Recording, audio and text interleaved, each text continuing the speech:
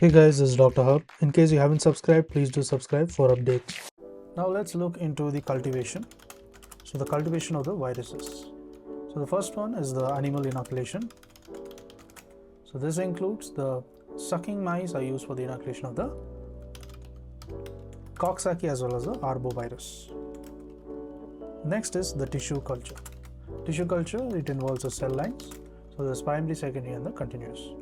The primary, it includes the rhesus, kidney cell line, and also the human amniotic cell line and the chick embryoblast, embryo fibroblast. Then comes the secondary line. The secondary line, it includes the human fibroblast cell line, the MRC5 as well as the WI38. Then moving on to the continuous.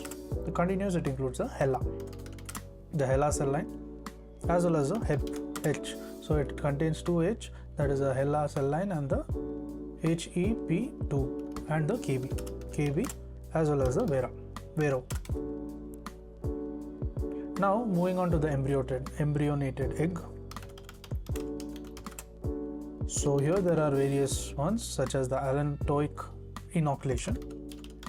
So allantoic means there's influenza, mumps, and there's Newcastle as well as the avian adenovirus. So there's influenza, there's mumps, there's Newcastle as well as avian adenovirus. Then moving on to the yolk sac, there is the herpes simplex, and then when you look at the amniotic, it includes the mumps and the MI, that is the mumps and the influenza, that is the amniotic. Then looking at the chorioamniotic membrane, the chorioamniotic membrane, it includes the herpes simplex pox and the herpes simplex pox as well as the Ross sarcoma virus. To learn and grow daily like this, please do subscribe.